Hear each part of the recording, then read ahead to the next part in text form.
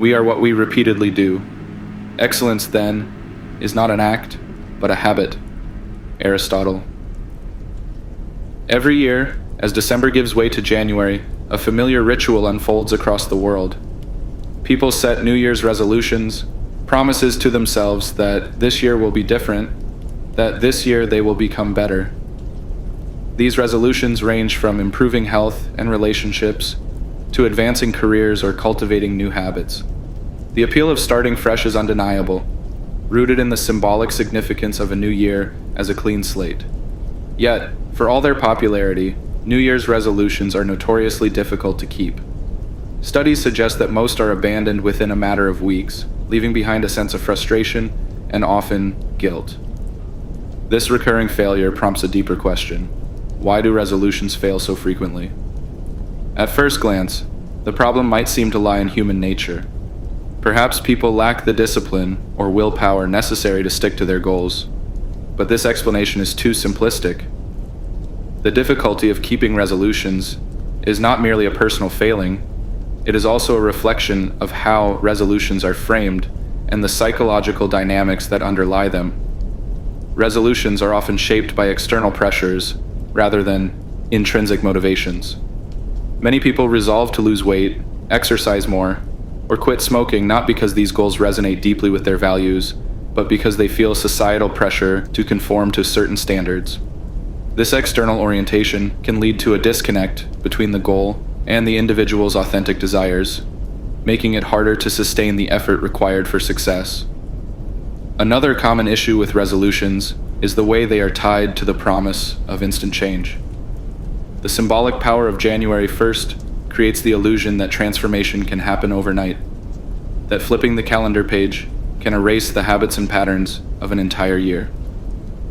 This mindset ignores the reality that meaningful change is a gradual process, one that requires patience, persistence, and a willingness to confront setbacks. Psychologically, the idea of starting fresh is appealing because it taps into a deep human desire for renewal and redemption. But this desire often comes with unrealistic expectations. People tend to overestimate what they can achieve in a short period while underestimating the effort required to sustain change. When results don't come quickly, motivation wanes, and the cycle of failed resolutions begins anew. The pressure to improve oneself can also create a paradoxical effect, where the more one strives for change, the harder it becomes to achieve. This phenomenon, known as the ironic process theory, suggests that attempts to suppress certain thoughts or behaviors can actually make them more persistent. For example, a person resolving to avoid sweets may find themselves craving them more intensely than before. Another factor contributing to the failure of resolutions is the lack of specificity. Vague goals like be healthier or save more money lack the clarity needed to guide action. Effective goal setting requires not only a clear vision, but also a concrete plan for how to achieve it. Without this structure, resolutions can become little more than wishful thinking, easily derailed by the demands of daily life. The cultural narrative surrounding resolutions also plays a role. Society often frames self-improvement as a moral imperative, creating a sense of obligation that can feel overwhelming. This narrative is reinforced by media and marketing campaigns that capitalize on insecurities, promising quick fixes and instant results. The pressure to succeed can make the process of self-improvement feel burdensome rather than empowering. Failure, in this context, becomes a self-fulfilling prophecy. When people set overly ambitious resolutions and inevitably fall short, they internalize this failure as a reflection of their character. This cycle of self-criticism undermines confidence and motivation, making it even harder to pursue meaningful change. The seasonal nature of resolutions adds another layer of complexity. January 1st is an arbitrary marker, and tying goals to this date creates a sense of urgency that can lead to rushed or poorly thought-out resolutions. Genuine growth, by contrast, requires a sustained commitment that is not bound by the calendar. Interestingly, the act of making resolutions itself can create a psychological trap. By articulating a goal people may experience a temporary sense of satisfaction, as if the declaration of intent is itself an accomplishment. This phenomenon, known as intention-action bias, can reduce the urgency to take concrete steps toward the goal, undermining the very effort needed to achieve it. Social dynamics also influence the effectiveness of resolutions. Sharing goals with others can provide accountability and support, but it can also create additional pressure to succeed. Fear of judgment or ridicule can discourage people from admitting setbacks, leading them to abandon their resolutions in silence rather than seeking help or adjusting their approach. Despite these challenges, the desire to set resolutions reflects a fundamental human aspiration, the longing to grow, to improve, and to create a better future. The challenge lies not in the act of making resolutions, but in the way they are conceived and pursued. Understanding the psychological and cultural dynamics at play is the first step toward crafting resolutions that are not only meaningful, but also sustainable. The allure of New Year's resolutions is rooted in the promise of becoming a better version of ourselves, but this promise often conceals a deeper critique of the culture that shapes these goals. Friedrich Nietzsche, the 19th century philosopher known for his profound examination of human values, would likely have viewed many resolutions as symptomatic of a broader societal malaise. For Nietzsche, the pursuit of external validation and adherence to societal norms often leads to a denial of our authentic selves. Nietzsche's concept of the Übermensch challenges the idea of conforming to pre-existing standards. The Übermensch is not bound by conventional morality or societal expectations, but instead creates their own values and embraces the fullness of life. In the context of resolutions, this philosophy invites us to question whether our goals are truly our own, or whether they are imposed by external pressures. Resolutions that reflect societal ideals, rather than personal convictions, are less likely to inspire lasting commitment, as they fail to resonate with the individual's deeper sense of purpose. The idea of authenticity, central to Nietzsche's philosophy, resonates with critiques of the modern self-improvement industry. This industry, worth billions of dollars, often markets transformation as a commodity, promising that happiness and success can be achieved through products, programs, or services. Gym memberships, diet plans, and motivational books frequently target insecurities, offering quick fixes that rarely address the underlying issues. This commodification of self-improvement reduces personal growth to a transactional process, undermining its depth and authenticity. Instead of fostering meaningful change, it perpetuates a cycle of dissatisfaction, as individuals chase an ideal that remains perpetually out of reach. Nietzsche's call to reject societal norms and embrace one's own values provides a stark contrast to this superficial approach, urging us to focus on what truly matters to us as individuals. The philosopher's critique of herd mentality is particularly relevant here. Nietzsche warned against the dangers of conforming to collective values without critical examination. In the context of resolutions, this conformity manifests as a tendency to adopt goals that align with societal trends rather than personal needs or desires. The result is a sense of disconnection as individuals pursue changes that feel obligatory rather than meaningful. This disconnection is further exacerbated by the influence of consumer culture. Advertising and media often create a sense of inadequacy, convincing people that they are not enough as they are, and that self-worth can be purchased. This narrative fuels the self-improvement industry, reinforcing the idea that personal growth is a matter of acquiring the right tools or techniques, rather than engaging in deep, introspective work. Nietzsche's philosophy invites us to move beyond this superficial pursuit of improvement and toward a more profound exploration of who we are and what we value. This exploration requires us to confront uncomfortable truths about ourselves and to embrace the complexities and contradictions that make us human. It is not a path of easy answers or quick fixes, but one of courage and authenticity. The connection between consumerism and resolutions also raises questions about the role of social comparison. In a world increasingly dominated by social media, the pressure to present an idealized version of oneself has intensified. Platforms like Instagram and TikTok amplify the visibility of self-improvement efforts, turning personal growth into a performative act. This performativity shifts the focus from intrinsic motivation to external validation, undermining the authenticity of the process. Jean-Paul Sartre's concept of bad faith offers a lens through which to understand this dynamic. Sartre described bad faith as the denial of one's freedom and responsibility, often in an attempt to conform to societal expectations.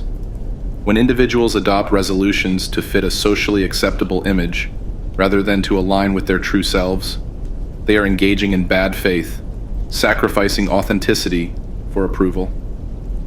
The performative nature of resolutions also reflects a broader cultural obsession with productivity and achievement.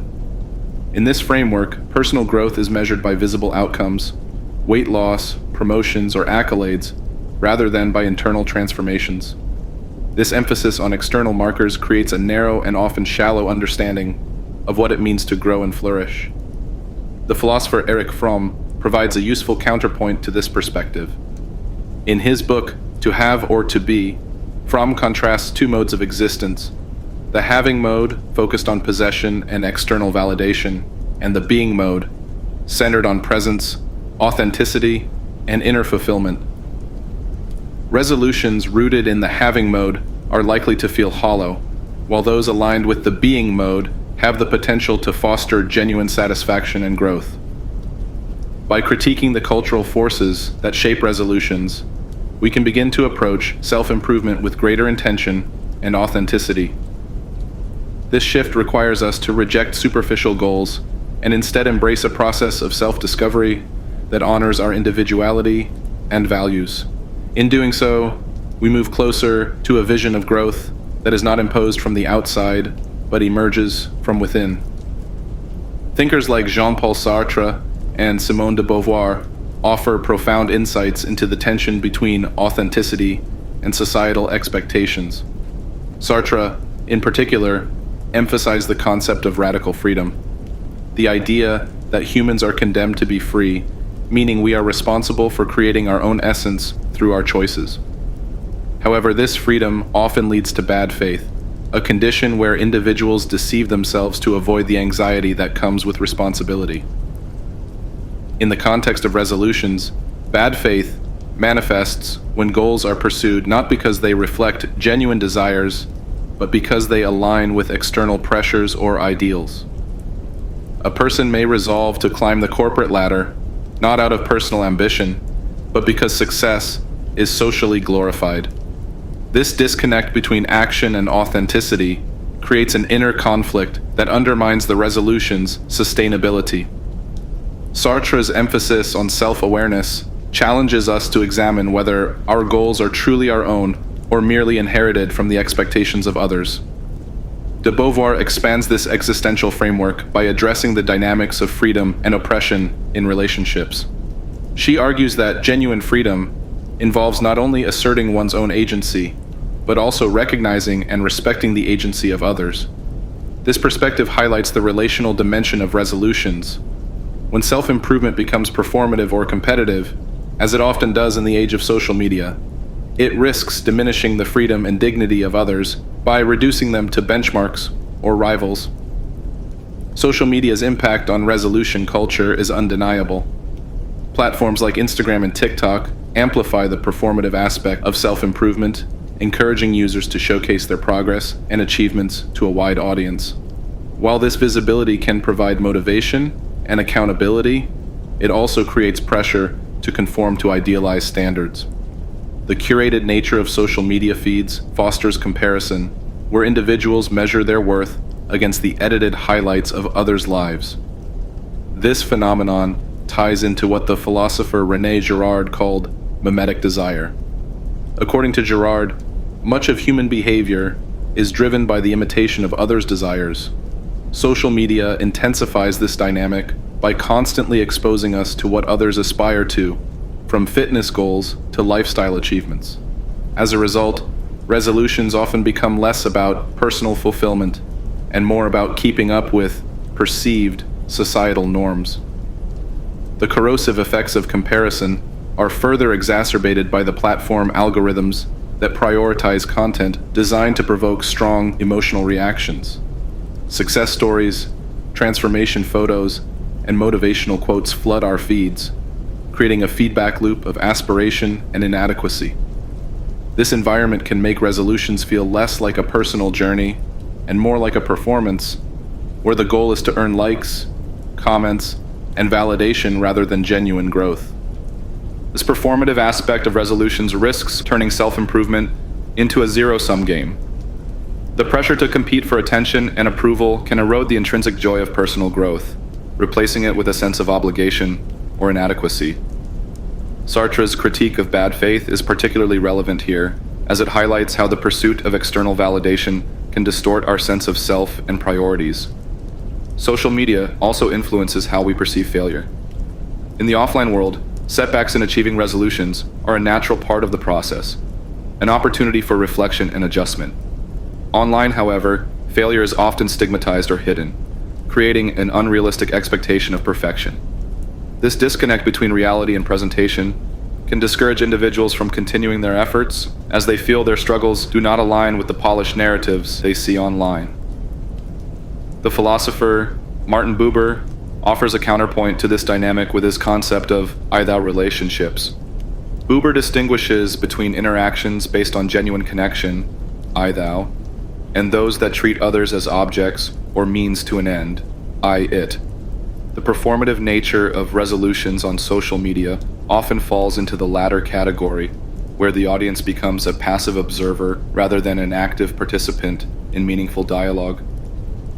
Buber's framework reminds us that true growth occurs in the context of authentic relationships, where we are seen and accepted as whole beings, not merely as images or accomplishments.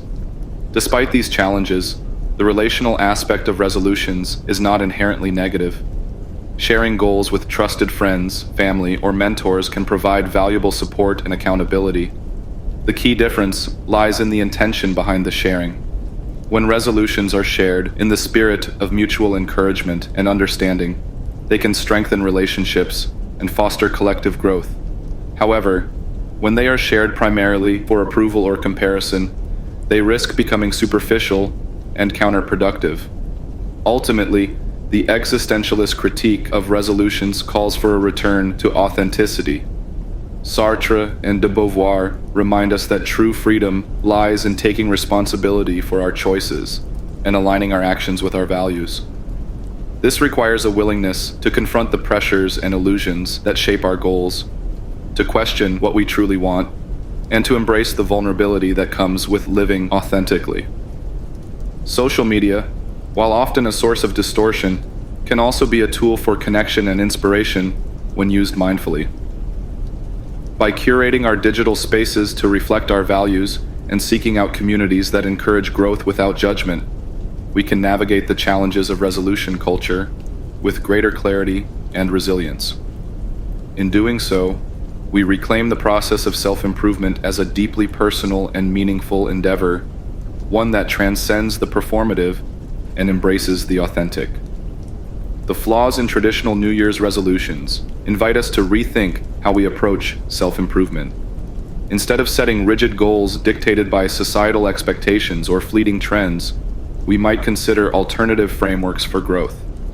Philosophers, psychologists, and spiritual thinkers have long offered insights that can guide us toward a more authentic and sustainable vision of personal development.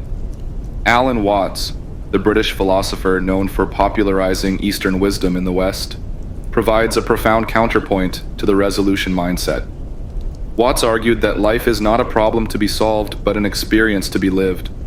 He compared life to music, emphasizing that its value lies not in reaching a final destination, but in fully engaging with each moment. This perspective challenges the fixation on outcomes that often defines resolutions, encouraging us to focus instead on the process of growth and the richness of the present. This shift from destination to process has practical implications for how we approach change. Instead of framing resolutions as binary choices, success or failure, we might view them as ongoing practices that evolve over time. For example, rather than resolving to become a morning person, We could commit to experimenting with different routines to find what aligns with our natural rhythms and needs. This flexibility fosters resilience, as it allows us to adapt and learn from setbacks rather than abandoning our efforts entirely. The mindfulness practices, rooted in Buddhist philosophy, offer another powerful tool for reframing self-improvement. By cultivating awareness of our thoughts, emotions, and behaviors, mindfulness helps us identify patterns and habits that no longer serve us. This self-awareness is the foundation of meaningful change, as it enables us to act with intention rather than reacting impulsively. Mindfulness also emphasizes acceptance, reminding us that growth does not require perfection, but begins with embracing ourselves as we are.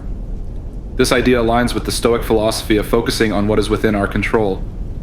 Marcus Aurelius, in his Meditations, wrote, "You have power over your mind, not outside events. Realize this, and you will find strength."